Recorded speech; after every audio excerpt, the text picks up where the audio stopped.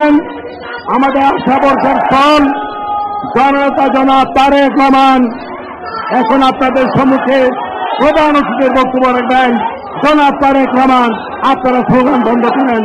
জনাব তারেক রহমান এখন আপনাদের সম্মুখে বক্তব্য রাখবেন। সকল ধন্যবাদ।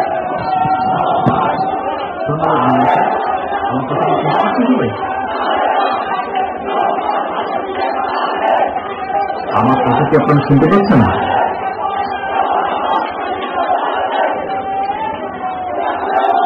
মনিম সাহেব, আমার কথা কি আপনারা শুনতে পাচ্ছেন?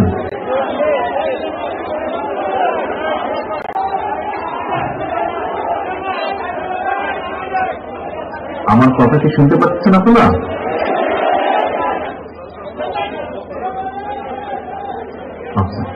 বিসমিল্লাহির রহমানির রহিম। নব্বইয়ের স্বৈরাচার বিরোধী আন্দোলনের অন্যতম শহীদ নাজিরউদ্দিন জিহাদের ৩২তম শাহাদাত বার্ষিকী উপলক্ষে আয়োজিত আজকের আলোচনা সভার সম্মানিত সভাপতি, নব্বইয়ের স্বৈরাচার বিরোধী আন্দোলনের সম্মুখ সারির তৎকালীন ছাত্র নেতৃবৃন্দ, আজকের আলোচকবৃন্দ এবং যারা এই সভায় উপস্থিত রয়েছেন দেশে বা বিদেশে অনলাইনের মাধ্যমে উপস্থিতিবৃন্দ, আসসালামু আলাইকুম। স্বৈরাচারের পতন ঘটিয়ে একটি নিরাপদ ও গণতান্ত্রিক বাংলাদেশের আকাঙ্ক্ষায় আত্মত্যাগ করেছিলেন ছাত্রদল নেতা শহীদ নাজিরউদ্দিন জিহাদ। মৃত্যুর আগে দীপ্ত উচ্চারণ ছিল তার, আমি এসেছিলাম স্বৈরাচার সরকার উত্থানের জন্য, আমি মৃত্যুর পথযাত্রী। আমি তার পতন দেখে যেতে পারলাম না, আমার মৃত্যু তখনই সার্থক হবে যখন আন্দোলনের মাধ্যমে স্বৈরাচারের পতন হবে। উপস্থিতিবৃন্দ, জিহাদের স্বপ্ন সফল হয়েছিল। জাতীয় নেতৃত্বের ঐক্যবদ্ধ প্রয়াস আর ছাত্র যুব সমাজের সাহসী প্রতিরোধে তৎকালীন স্বৈরাচারের পতন হয়েছিল। বাংলাদেশ ফিরে পেয়েছিল গণতন্ত্র। তবে গণতন্ত্রকামী জনগণের দুর্ভাগ্য, জাতীয় বেঈমানদের কারণে দেশে সেই গণতান্ত্রিক শাসন স্থায়ী হতে পারেনি। বরং আজকের নির্মম বাস্তবতা হল ৭৫-এর ৭ই নভেম্বরের পরাজিত অপশক্তি আর তাদের দোসরদের হাতে এখন খোদ পুরো বাংলাদেশটাই আজ জীর্ণ। দেশে গণতন্ত্র প্রতিষ্ঠার দাবি করায় ৯০-এর ১০ই অক্টোবর নাজিরউদ্দিন জিহাদকে পুলিশের গুলিতে জীবন দিতে হয়েছিল।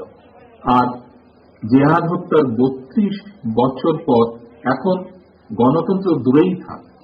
মহাসচিব সাহেব একটু আগেই বলেছেন, ঠিক একইভাবে আমিও বলতে চাই যে গণতন্ত্র এখন দূরেই থাক, দেশের স্বাধীনতা ও মর্যাদার পক্ষেও বর্তমানে কথা বলা যায় না। দেশের মর্যাদার পক্ষে কথা বলার কারণে এখানে ছাত্রনেতারা আজকে উপস্থিত আছেন, বহু ছাত্র আজকে উপস্থিত আছে। সকলেরই মনে আছে কয়েকদিন আগের ঘটনা, ২ বছর আগের ঘটনা, যে বুয়েটের শিক্ষার্থী আবরার ফাহাদকে এই নিশিরাতের অবৈধ সরকারের ছাত্র সংগঠনের খুনিরা পিটিয়ে হত্যা করেছিল শুধুমাত্র দেশের মর্যাদার পক্ষে কথা বলার কারণে। আবরারকে যারা পিটিয়ে হত্যা করেছিল তারা কিন্তু কেউ বিদেশি কেউ ছিল না, কোনো ভিনদেশি ছিল না। এরা বাংলাদেশেরই আলো বাতাসে বেড়ে উঠেছিল। এরা লগি বৈঠাধারী ৯০ রাজাকার। এই ৯০ রাজাকাররাই অন্য দেশের স্বার্থ রক্ষায় স্বদেশী আবরারকে হত্যা করেছিল দেশের মর্যাদার পক্ষে কথা বলার কারণে। সুতরাং আজকের নির্মম বাস্তবতা হল সাম্য, মানবিক মর্যাদা, বিচার। মুক্তিযুদ্ধের যে এইসব মূল মন্ত্রে যে দেশটি স্বাধীন হয়েছিল, দেশটি আর সেখানে নেই এখন। বরং গণতন্ত্র এবং ভোটের অধিকার দূরে থাক, দেশের স্বাধীনতাই এখন হুমকির সম্মুখীন বলা যায়। এ কারণেই উপস্থিতিবৃন্দ, এ কারণে আমি মনে করি নাজিরউদ্দিন জিহাদ দেশে গণতন্ত্র প্রতিষ্ঠার আন্দোলনের শহীদ, আর আবরার ফাহাদ বাংলাদেশের স্বাধীনতা রক্ষার যুদ্ধের প্রথম শহীদ। আবরার হত্যাকাণ্ড প্রমাণ করেছে যে বাংলাদেশ বর্তমানে বেহালা। দেশে গণতন্ত্র হত্যাকারী, ভোটের অধিকার হরণকারী, সীমান্তে ফেলানি হত্যাকারী, বুয়েটে আবরার হত্যাকারী, সাবেক এমপি ইলিয়াস আলী কিংবা চৌধুরী আলম এর গুম খুন অপহরণকারী, এই প্রতিটি খুন অপহরণ অপহরণের পিছিয়ে একটাই উদ্দেশ্য, তা হল বাংলাদেশকে একটি তাবেদার রাষ্ট্র বানিয়ে রাখা। তবে বাংলাদেশের গণতন্ত্রের পক্ষের শক্তি, বাংলাদেশের জাতীয়তাবাদী শক্তি বারবার প্রতিবার দেশবিরোধী সকল ষড়যন্ত্রকে রুখে দিয়েছিল। 1975 সালের 7ই নভেম্বর সেনাবাহিনী এবং জনগণকে সঙ্গে নিয়ে বাংলাদেশকে তাবেদার রাষ্ট্র বানানোর ষড়যন্ত্র রুখে দিয়েছিলেন বাংলাদেশের স্বাধীনতার ঘোষক শহীদ রাষ্ট্রপতি জিয়াউর রহমান। 75 সালের 7ই নভেম্বরের সেই পরাজিত অপশক্তির ষড়যন্ত্রই কিন্তু স্বাধীনতার ঘোষককে পরবর্তীতে প্রাণ দিতে হয়েছে। বাংলাদেশের জাতীয়তাবাদী শক্তির ঐক্যের প্রতীক, স্বৈরাচার বিরোধী আন্দোলনের আপোষী নেত্রী mother of democracy Begum Khaleda Zia আজ যে প্রতিহিংসার বেড়াজালে বন্দী, এটিও দেশপ্রেমিক জাতীয়তাবাদী শক্তির বিরুদ্ধে ধারাবাহিক ষড়যন্ত্র বা চক্রান্তেরই একটি অংশ। কারণ বাংলাদেশের জনগণের কাছে শহীদ জিয়া মানেই মুক্তিযুদ্ধের বাংলাদেশ, শহীদ জিয়া মানেই নৈরাজ্য মুক্ত একটি বাংলাদেশ, খালেদা জিয়া মানেই গণতান্ত্রিক বাংলাদেশ, খালেদা জিয়া মানেই দুর্নীতিমুক্ত মানবিক বাংলাদেশ। এখানেই এই আজকের অপশক্তির ভয়। সেজন্যই নিজেদের কলঙ্কিত অতীত বর্তমান ধামাচাপা দিতেই স্বাধীনতার ঘোষকের বিরুদ্ধে, দেশনেত্রীর বিরুদ্ধে, বিএনপির বিরুদ্ধে প্রতিনিয়ত চলছে মিথ্যাচার অপপ্রচার। দেশে আজ গণতন্ত্র নির্বাসিত, এটি সর্বজন স্বীকৃত, মানবিকতা ভুলুণ্ঠিত, পৃথিবীময় এটি স্বীকৃত। হত্যা, গুম খুন অপহরণ, দুর্নীতি, লুটপাট, টাকা পাচার, প্রতিহিংসা, মিথ্যাচার, অপপ্রচার, এই সবকিছুই যেন আজ সমাজ ও রাষ্ট্রের স্বাভাবিক বৈশিষ্ট্যে পরিণত করে ফেলা হয়েছে। শুধুমাত্র একজন মাত্র ব্যক্তির ক্ষমতা লিপ্সার কারণে দেশের সার্বভৌমত্ব আজ হুমকির সম্মুখীন। দেশের গণতান্ত্রিকামী জনগণ আজ কেবল রাজনৈতিক মানবিক অধিকারই হারায়নি, দেশের ধর্মীয় সামাজিক মূল্যবোধেরও চূড়ান্ত অবক্ষয় ঘটেছে। মহাজোট নামে আওয়ামী অপশক্তি এখন মডেল মসজিদ নির্মাণের নামে দুর্নীতি করে, গরিবদের ঘর বানিয়ে দেওয়ার নামে দুর্নীতি করে, এমনকি প্রলয়ঙ্করী কোভিড পরিস্থিতি নিয়েও দুর্নীতি করতে এদের বিবেক বাঁধেনি একবারও। দুর্নীতি এদের নীতিতে পরিণত হয়েছে। এর কারণ এই অপশক্তি খোদ রাষ্ট্র ক্ষমতায় কুক্ষিগত করে রেখেছে দুর্নীতির মাধ্যমে। গুম খুন অপহরণ, সীমান্তের ওপরে ফেলে রেখে আসার ভয় দেখিয়ে কিংবা র্যাব পুলিশের বন্দুকের জোরে রাষ্ট্র ক্ষমতা কুক্ষিগত করে রাখলেও দেশে বিদেশে নিশিরাতের সরকারের পরিচয় কিন্তু হয়েছে government of the mafia, by the mafia, for the mafia. এই মাফিয়ারা দেশের বিরোধী দল, মত এবং স্বাধীন চেতা মানবিক মর্যাদা সম্পন্ন প্রতিটি মানুষকে প্রতিনিয়ত অপমান অপদস্থ করে যাচ্ছে। প্রিয় উপস্থিতিবৃন্দ, মুক্তিযুদ্ধের সময় স্বাধীনতাকামী মানুষের সঙ্গে হানাদার বাহিনী যেমন আচরণ করত, আপনারা খেয়াল করে দেখবেন বর্তমান নিঃসৃত সরকার ও নাগরিকদের সঙ্গে একই রকম আচরণ করছে।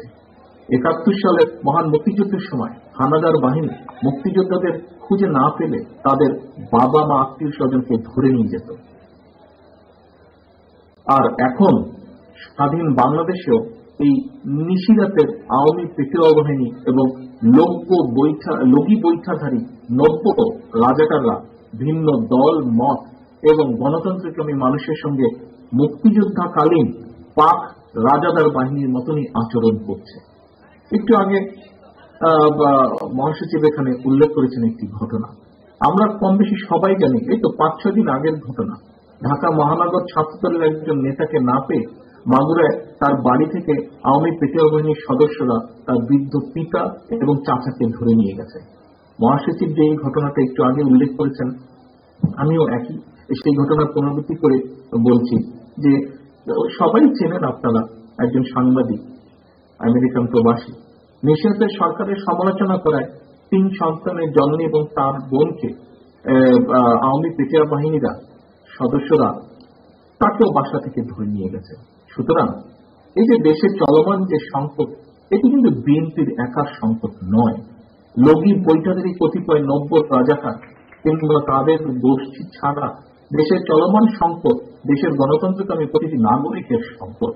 কেউই নিরাপদ নয় বর্তমানে এই দেশে। তাই দেশের বর্তমান পরিস্থিতিতে বিশেষ করে তরুণ ও যুব সমাজের দৃষ্টি আকর্ষণ করে আমি কথা বলতে চাই। খুনি লুটেরা চক্র এভাবেই কি ব্যর্থ করে দিবে মুক্তিযুদ্ধের মাধ্যমে অর্জিত বাংলাদেশের স্বাধীনতা? নাকি স্বাধীনতা এবং গণতন্ত্র রক্ষায় 71, 75, 90-এর মতন আবারও ঘুরে দাঁড়াবে ছাত্র যুব সমাজ?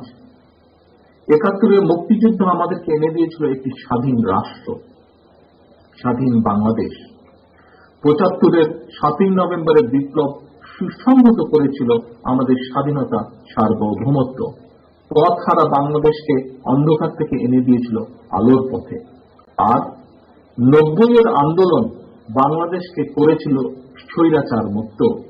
90-এর স্বৈরাচার বিরোধী আন্দোলনে যারা সেই সময় বিশেষ করে ছাত্র সমাজের নেতৃত্ব দিয়েছিলেন আপনারা, তাদের অনেকেই আজ জাতীয় রাজনীতিতে সামনের কাতারে, জাতীয়তাবাদী রাজনীতির ধারক বাহক। প্রিয় তরুণ প্রজন্মের ভাই ও বোনেরা, মা মাতৃভূমি আজ সংকটে। বর্তমানে তরুণ প্রজন্মের সামনে বাংলাদেশের স্বাধীনতা এবং দেশের মর্যাদা রক্ষাই এই মুহূর্তে সবচেয়ে বড় চ্যালেঞ্জ। আজকের তরুণ যুব প্রজন্মই আগামী দিনের বাংলাদেশ। তাই এই চ্যালেঞ্জ মোকাবেলা করে দেশি বিদেশি মাফিয়া চক্রের কবল থেকে বাংলাদেশকে উদ্ধার করতে 52, 69, 71, 75, 90-এর মতন তরুণ ছাত্র যুব সমাজকেই এগিয়ে আসতে হবে। মা মাতৃভূমির মর্যাদা রক্ষায় ঐক্যবদ্ধভাবে সাহসের সঙ্গে প্রয়োজনে রাজপথের দখল নিতে হবে।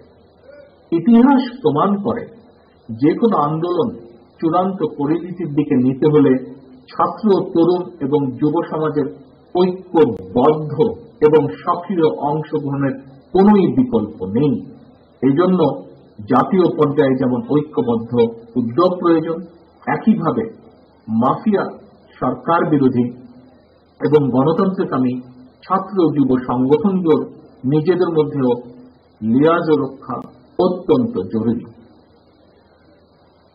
উপস্থিত প্রিয় ভাই ও বোনেরা, বাংলাদেশের প্রতিটি ভোটারের কাছে আমাদের বক্তব্য স্পষ্ট। আগামী জাতীয় নির্বাচন বা আগামীতে যে নির্বাচন হবে অবশ্যই নিরপেক্ষ সরকারের অধীনে হতে হবে। 14 সাল কিংবা 18 সালের মতন জনগণের ভোটাধিকার নিয়ে আর জোট চুরি, ডাকাতির প্রতারণা করতে দেওয়া যাবে না। জনদাবি মেনে নিয়ে ক্ষমতা দখলকারী চক্র যদি নির্বাচনকালীন নিরপেক্ষ সরকার ব্যবস্থা মেনে নেয়, তাহলে একটি অবাধ ও সুষ্ঠু নিরপেক্ষ নির্বাচনের মাধ্যমে দেশের বিরাজমান সংকটের সমাধান করা সম্ভব। অন্যথায় ফায়সালা হবে রাজপথে। প্রবাসীদের পরামর্শ ও নির্দেশনা, প্রবীণদের পরামর্শ ও নির্দেশনা সারা দেশে 90-এর সরকার বিরোধী আন্দোলনে নেতৃত্ব দানকারী সংগঠক। আর বর্তমান প্রজন্মের শক্তি এবং সাহসের সমন্বয় গণ অভ্যুত্থানের মাধ্যমে পুনরুদ্ধার করতে হবে বৃহৎ হওয়া বাংলাদেশ, প্রতিষ্ঠা করতে হবে মানুষের অধিকার। তাই বাংলাদেশের পক্ষের শক্তি, গণতন্ত্রের পক্ষের শক্তি, জাতীয়তাবাদী শক্তি প্রতিটি নেতা, কর্মী, শুভাকাঙ্ক্ষী, সমর্থকের কাছে আমার আহ্বান, 90-এর স্বৈরাচার বিরোধী আন্দোলনেও আমাদের ঐক্যবদ্ধ হবার দৃষ্টান্ত রয়েছে। আমরা সফল হয়েছিলাম। আসুন আমাদের সকলের তথা প্রতিটি নাগরিকের অধিকার প্রতিষ্ঠায় আমরা আবারও ঐক্যবদ্ধ হই। দেশ বাঁচাতে, মানুষ বাঁচাতে আমাদের আন্দোলন টেক ব্যাক বাংলাদেশ। আমি সারা দেশে বিএনপি অঙ্গ ও সহযোগী সংগঠনের নেতা, কর্মী, সমর্থক, শুভাকাঙ্ক্ষীদের বলতে চাই, মানুষের অধিকার প্রতিষ্ঠার আন্দোলনে অতীতের মতন জনগণকে সঙ্গে নিয়ে জাতীয়তাবাদী শক্তিকেই নেতৃত্ব দিতে হবে। সমগ্র দেশের মানুষ আপনাদেরই দিকে তাকিয়ে আছে।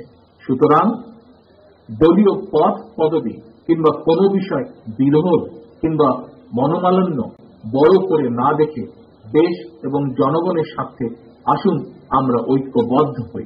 আমাদের ঐক্যকে আরো দৃঢ়ভাবে মজবুত ভিত্তির উপরে দাঁড় করায়।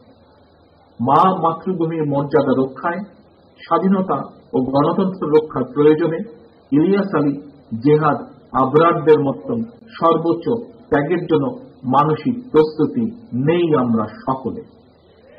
স্বাধীনতা ও গণতন্ত্র রক্ষার আন্দোলনে অবশ্যই অবশ্যই ইনশাআল্লাহ আমরা সফল হব। আপনারা ঐক্যবদ্ধ থাকলে আসন্ন দিনে বাংলাদেশের আগামী সরকার গঠন করবে বিএনপি, বাংলাদেশ জাতীয়তাবাদী দল। যারা এখন ক্ষমতা দখল করে আছে তাদের প্রতিটি ভোর আসে ক্ষমতা হারানোর আতঙ্ক নিয়ে।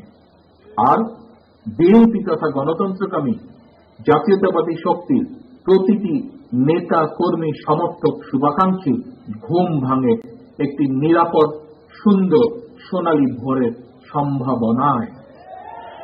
সেই সুন্দর সোনালী ভোরের প্রত্যাশায় সবাইকে ধন্যবাদ জানিয়ে শহীদ জিহাদের আত্মার মাগফিরাত কামনা করে আমার আজকের বক্তব্য শেষ করছি। আল্লাহ হাফেজ। বাংলাদেশ জিন্দাবাদ। বাংলাদেশ জাতীয়তাবাদী দল জিন্দাবাদ।